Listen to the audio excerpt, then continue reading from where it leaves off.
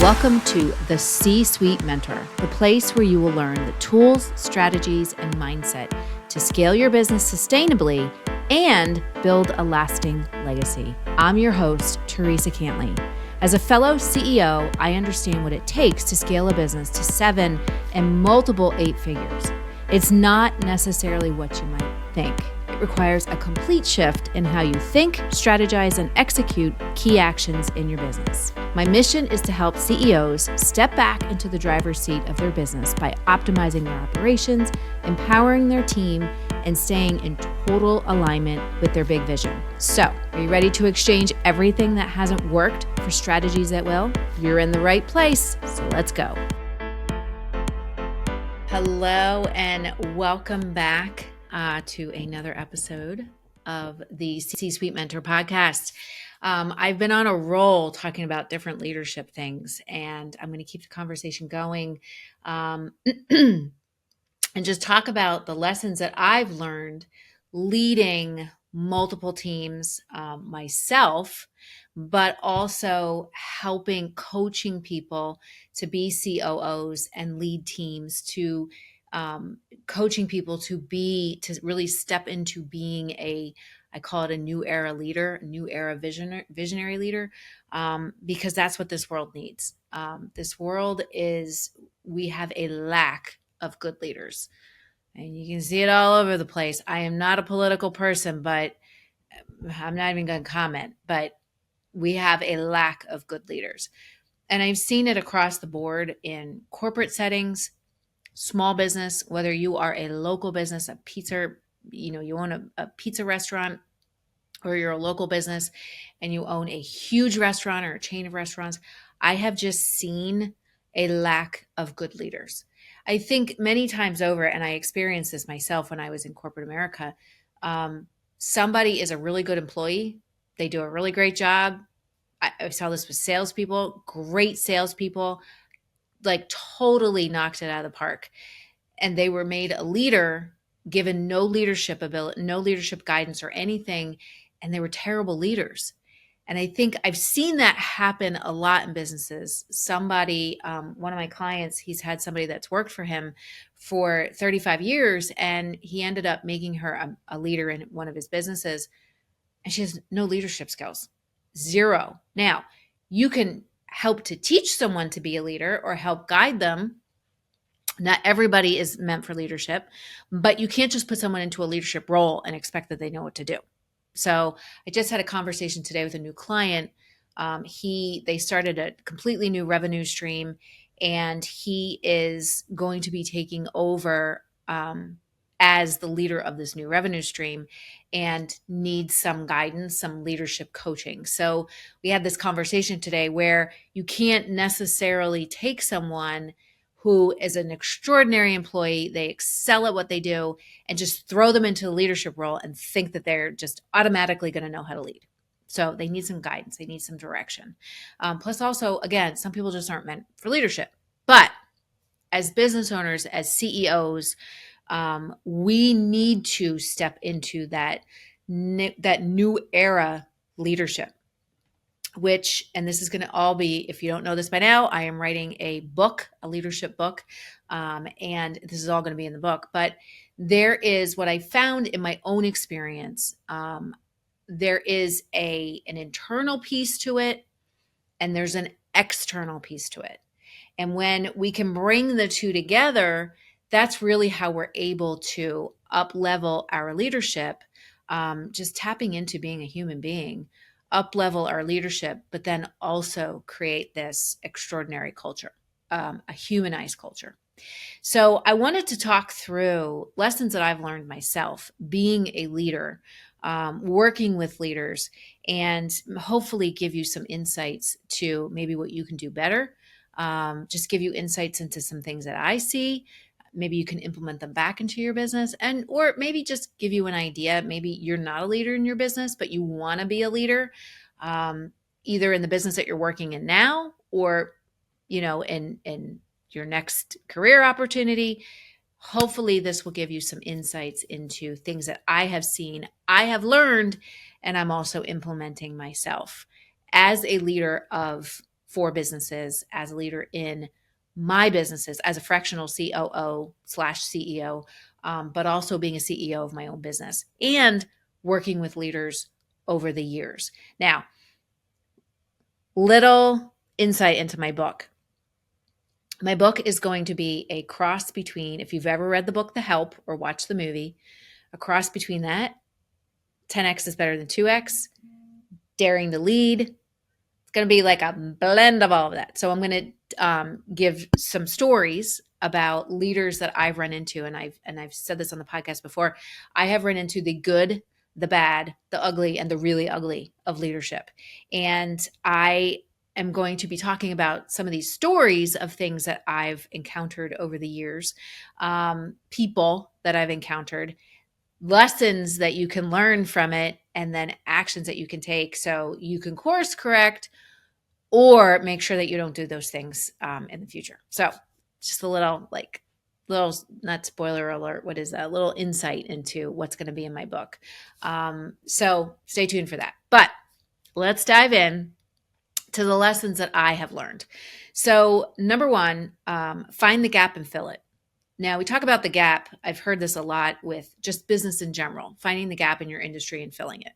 Well, we need to find the gap between you as a leader and your employees and fill it. So I read an article the other day. It was in Forbes magazine, and I've read multiple articles about the same topic. We had quiet quitting. We have, people like just, I don't know, just all kinds of stuff happening with employees and employers, or employees and leaders. And in this article that I read from Forbes, it said that employee fulfillment and employee trust is at an all-time low. Because during the pandemic, everybody was like, oh, we need to be transparent. So they were super transparent with their employees. But then after COVID and what's happened over the past couple of years, that's gone away. So what we need to do is we need to understand, and then also the expectations that people have. And I talked about this on a previous podcast episode. The expectations that people have, we're trying to attract people into our business. So we say, this is what we're going to do, and then we don't do it. So the expectations versus what is reality, like we need to fill that gap. I've seen it in businesses where leaders will say, we're going to have a monthly meeting and we're going to do this monthly meeting and you're going to be able to bring your ideas and it's going to be great. And everybody gets excited. And then guess what? The meeting doesn't happen. So we want to fill that gap between expectations and what we say we're going to do. And then we actually need to do it. I think also, and I talked about this on the last podcast episode, but in previous podcast episodes, is that gap between, and I think this is a big one with leadership and just, the world of business today and how society has shifted since COVID, since the pandemic, is worth of an employee always equaled individual effort plus the amount of time that they were willing to put in. So if you worked overtime, you were, I'm going to work overtime. I'm going to take on every single project. I'm going to do it. And then I'm going to get a raise. So self-worth or worth of an employee equaled individual effort plus the amount of hours that they were willing to put in equals business success. To me, that's an inequality. I listened to a podcast episode this morning also from a mentor of mine, and he was talking about how people think, I've been working here for so long, therefore I deserve more money because I put in the hours. It's broken. Just like our retirement system is broken. I work so many years, and believe me, I've done everything ass backwards in my life. I work so many years, then I'm going to retire. I'm going to have enough in retirement and I don't have to worry. And that's a broken system. So the whole worth and what I just stated to me is broken. So what we want to do, which is where this gap gets filled, is bridging the gap between employee strengths and the expectations of the business and what the business needs. So the way that I look at it and what we need to do is employee worth is, number one, we understand who they are and we bring out that greatness. We find out what those skills are. Plus, we look at what the business needs and we say, okay, we have now an aligned effort. So it's greatness plus purpose. So we have who they are, what their super strengths are, what their greatness is, and it's up to us as leaderships to figure that out. And then we plus an aligned effort. So they are doing work that aligns their strengths to what the business needs. And then that equals individual success, but it also equals business success. So collectively we are great because individually we are great. So, and that goes along with what I say, that leadership isn't about taking ordinary people and doing extraordinary things. It's about pulling the extraordinary out first and then collectively making extraordinary things happen. So figuring out where that gap is and filling it, understanding what people's strengths are, but also understanding what it is that you really want to do and making sure that the two align. Number two is the customer experience starts on the inside. A lot of people think the customer experience starts on the outside, and it doesn't. It starts on the inside with your team. So you need to fill the gap with what I just talked about, but you also need to make sure that you have the right people in the right roles. And you need to make sure that your experience that you create for your employees is even far surpasses the customer experience that everybody wants to start with. So if you think about it like this, the employee experience is actually three different experiences. Number one, the interview process, which is attracting people into your business. Number two is the onboarding and education process. So how do we onboard them and start educating them on who we are, what we do, what we care about, what we stand for, and their job, their role. And then number three is that elevate phase. How do we get them to continuously develop? How do we continuously develop them and get them on a career path, get them on a greatness path so that they can achieve everything that they want to achieve? And we understand what their goals are. Because remember, knowledge is power. Clarity is power. The more we can educate our employees, the more clarity we can give as far as how their vision, their goals align with and are part of the business's vision and the business's goals. And when we do that, everybody lifts. So the customer experience starts on the inside. When we do that for our employees, we give them the education, we give them the clarity, we uplift them, we elevate them. They're happy, they're fulfilled. They want to do a good job because they're co-creating everything with what we want to do with the business. And that translates out to the external piece. That's why I talk about all the time that if we fix what's happening inside our business, we can fix what's happening outside of our business. If we fix what's happening on Main Street, we can repair Wall Street. So super important. One of the key things that I talk about, and it's one of my keynotes, is all about how do we get employees, and again, this is up to us as leaders, how do we get employees to internalize, to really own and understand that vision, that bigger vision that the business has, so that they can internalize all of that, so that external goals and strategy is more solidified and they buy into it more, and they can execute it at a deeper and greater level. So that's part of this knowledge process and making sure that we're creating an amazing experience for our employees. Because if we fix inside, we can fix outside. Number three, people want to be heard, and that is real. That is real. I talked about this on the last episode after getting rid of and repairing, building back up a culture after a toxic leader left. Employees, you want to think about it like this. You want to get in the business of people. I don't care what kind of a business you own. I don't care what kind of a business you're in. You are in the business of people, and you need to remember that. You're not in the business of solely making money. I mean, yes, we all want to make money. That's the effect of it. But if we get in the business of people, we're able to build a deeper connection. We're able to understand people's strengths, what they're looking for, and we can align that with what the business needs.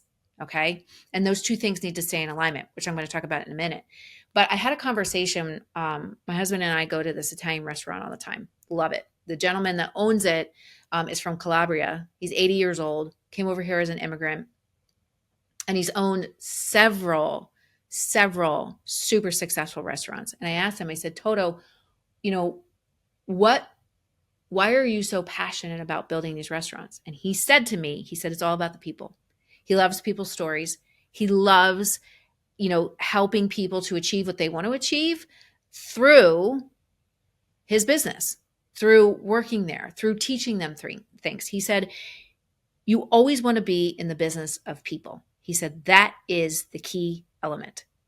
So the more you can understand that and know that people want to be heard. So if you're in the business of people, you're willing to listen. You're willing to listen more than talk. So listen to what they have to say. Listen to their ideas. Listen to their experiences. Listen to their concerns. All right. Again, set some boundaries so we're not like it doesn't turn into drama, which we'll talk about in a minute. But making sure that they know that they're heard. And even though you might not implement every single idea, when you take time to listen to people, let me tell you, I can tell you like more times than not as a leader, I get ideas, creativity sparks, a brainstorm comes out. I see things differently. And what that does is that enables me to lead the business better. It enables me to implement new things that are going to help the business be better. It enables me to see things differently. Even if they present a problem, it allows me to see things differently so that we can come up with a solution faster and make the business run better. So get in the business of people. So super important. When people show you who they are the first time, believe them. So this goes back to letting, like, from time to time, we have problem employees, but when we continue to try and deal with that problem, when we continue to, and we don't hit it head on and say, you know what, I don't think this is a good fit, and let them go. And when we do that, when we hold on to them too long, which I've done as a leader, because I didn't want to have the hard conversation at first. And then we ended up having the hard conversation. But that ends up costing the business way more money than rising costs, rising expenses, decreased revenue. Like it just cost the business so much more, so to a such deeper level. So when people show you who they are, and you may interview someone and they may be an amazing interviewee, but then they get into the business and they just cause problem after problem after problem. When they show you who they are the first time, believe them. And it's time to part ways. It's time to have that hard conversation. And as leaders, we can't be afraid to have those direct, hard conversations. I know as a young leader, many, many years ago, I didn't want to have those hard conversations because I didn't want to hurt anybody's feelings. And I wanted to make sure like people liked me. As a leader, we need to have those hard conversations. We need to have those direct conversations. Sometimes those direct conversations end up fixing something. But sometimes those hard conversations are the conversations that we need to have that are going to fix the business, that are going to save the vision, and that are going to move things forward, that are going to save, the culture and the team. Sometimes we need to have those hard conversations. So we can't be afraid of it. We need to lean into it. We need to lean into those decisions that we need to make that, yeah, they're hard. They're hard as heck. But what's on the other side of it is going to be amazing. We just need to step into it. We need to have that conversation. So I should add another one. Like, don't be afraid of hard conversations. Don't be afraid of direct conversations. Sometimes they're needed. Sometimes they're needed to make something happen that we didn't think was possible. Sometimes they're needed to get rid of people that just aren't a good fit. Sometimes they're needed to let go of something that isn't serving the business anymore. So we're going to add that in as a separate one. So don't be afraid to have hard conversations. Don't make drama your business. I have seen, and this goes along with, we have a problem employee and we just want to just keep dealing with them and dealing with them and dealing with them and thinking that the problem's going to go away, and it doesn't. So I've seen people, when people come to me and they say, I'm so overwhelmed, Theresa, leaders, when they come to me and they're like, I'm so overwhelmed, I'm stressed, I feel frustrated, I feel like every time I walk in this building, I can't get anything done because people are coming at me with this and this and this and this and this. I don't know what to do. And my first question is, what are they coming to you for? And I think 90% of the stuff that they're coming to them for, where they feel overwhelmed and stressed and they can't get anything done, is drama. It's drama. It's discouragement. It's stuff that just should not, it takes up too much energy. So let's go back to the previous statement, having those hard conversations so that you can eliminate drama. If you're spending 90% of your time on drama, how is that going to make you feel? You're not generating that good energy as a leader so that you can continue to move your business forward, so that you can continue inspiring people and motivating people and building momentum. Drama, all it does is it just sucks the freaking life out of you. I don't know another way to explain it. So if you find that you are putting out fires and handling more drama than looking at the big picture and having those empowering conversations and really like focusing on the next thing that you need to do in order to achieve the things that you want to achieve, you got to get rid of it. Do not make drama your business. And if it's just that constant person, guess what? See the previous point. We need to let them go. We need to have those hard conversations and cut that out of the business because it takes down culture. It takes down people. It takes down motivation. It takes down self-confidence faster than you can ever imagine. So get rid of that drama. Anytime, like when people come to me, because sometimes when I walk into the businesses that I am a fractional COO for, I go up there and it's just Theresa. And I always look at them and I stop and I say, we are all adults here. The problems that you're giving me, you know how to handle. And if you can't handle it, then we're going to have another conversation. But you got to stop that drama because it's an energy sucker. It's an energy vampire. So don't make drama your business. Number 6 or 7, I forget what number I'm on now. Misfit, like having a misfit and having people be out of alignment outweighs their productivity. So you could have someone who's super productive, who sells a lot, but they are not a team. They're not a culture fit. They're not a culture fit. You can't overlook that because eventually it will seep over. And their productivity can be filled by someone else who is a culture fit. So often, more often than not, people want to hang on to subpar performing employees because they're afraid because people have had so many problems hiring good people. So they hang on to people who aren't a culture fit or who aren't super productive because they're afraid. They let fear dictate their decision making. So then you have, these people who might be really, really good salesmen, but they don't really fit. They're not aligned with the vision. They only care about themselves. They're super money driven, and they say and do things that aren't in alignment with the core values of the business, or they don't want to follow process. They don't want to follow procedure. And I've seen it many, many times over. They get a giant head and it just becomes destructive to everybody else. So, or you have someone who isn't productive. They're not doing their job. They might cause a lot of problems. And you're afraid to get rid of them because then you got to hire somebody else. And you're already so frustrated because it took forever to hire this person. So we're just going to hang on to them because we just need to fill a body. We just need to put a body in a space. No. You need to make sure that you're looking that you have the right people in the right roles. So you need to get clear on those roles first. Get clear on the roles and then making sure that you have the right people that you can put into those roles. And anybody who's not in alignment, you have to have that hard conversation and say, either we need to find a way to get you in alignment, or this might not be the right fit. And that's okay. That's okay. Because ultimately you're doing what's right for the vision and for the vision and the mission of the business, so that you can continue carrying that forward out into the world. Because remember, if we fix what's inside our business, we can fix what's outside our business. And the last thing I want to leave you with is, outside of all of this, is vision is key. You can't run the business based on the current circumstance. You can't look at and only focus on what's happening today.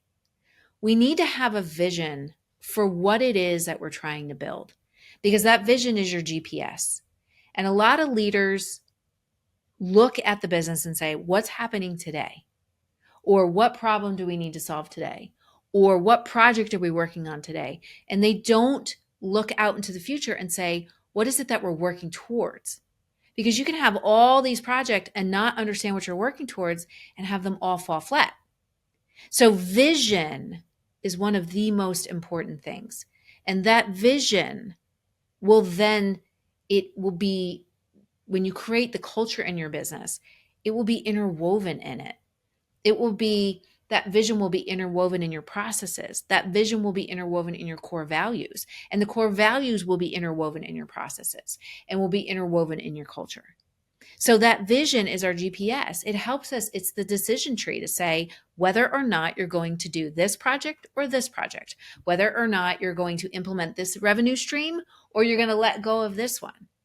So if you're functioning without a vision and you haven't taken time, because people have said to me, I'm just trying to keep my business going. I'm just trying to survive. I don't have time to stop and strategize and review my vision and see if it's grown, or, spend some time on it to expand it. I don't have time to do that. Well, guess what? You don't have time not to do it, because that is what's going to define the future. That's what's going to define your strategy. That's what's going to, again, be that GPS that's going to drive you on the map and get you from point A to point B. So if we don't spend time defining that vision, if we don't spend time aligning our strategies with that vision, things are going to fall flat, because you're basically shooting in the dark. You're building a house without a map, right? You're building a house that doesn't have a foundation. So we want to make sure that we're spending time and really clearly defining out that vision. So these are my lessons learned from leading multiple teams, from being a leader for over 25 years, and also working with leaders, working with CEOs, working with COOs, and having them build their team, getting super clear on who it is that they want on their team, and really defining out those roles, defining out the vision, having those hard conversations, and really making sure, again, I think the biggest thing is filling that gap between leader and employee, because all of this combined is how we really start to build humanized business. And we'll go into that in another episode. But I hope that you got some insights from this and have some ideas that you can then either implement into your business. Maybe you need to course correct in some ways, and maybe just, things that you just want to do differently. So I hope this helped you in some form. So if you are looking to go deeper on your leadership, to really either have your leadership team elevate or elevate your own skills, let's have a conversation. So if you want to book a call with me, we can just get on a call, have a virtual cup of coffee, talk about it. You can go to theresacantley.com/business audit and let's chat. I also have a thing to point out what type of leader you are, if I can get my words right. So if you go to theresacantley.com/entrepreneur quiz, go there, take the quiz. It will tell you what type of a leader you are. There's 4 different types. And when you take the quiz, you're going to get a video that's going to talk about your blind spots, but also your strengths as that type of leader.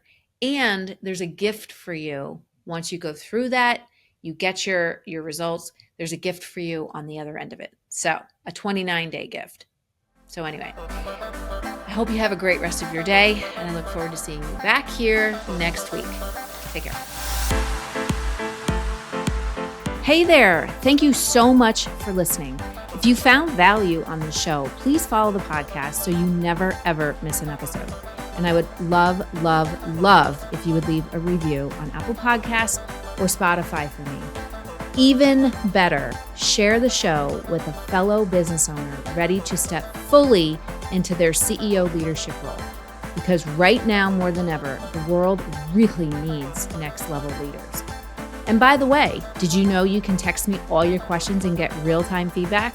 You absolutely can. Just text the word CEO to me at 610-215-2838 to get connected. One last goodie for you before I go. If you're ready to scale your business and have a co-creator working right by your side, my C-Suite Mentor Program may be perfect for you and your possible new second in command. Just visit thecsuitementor.com to get started.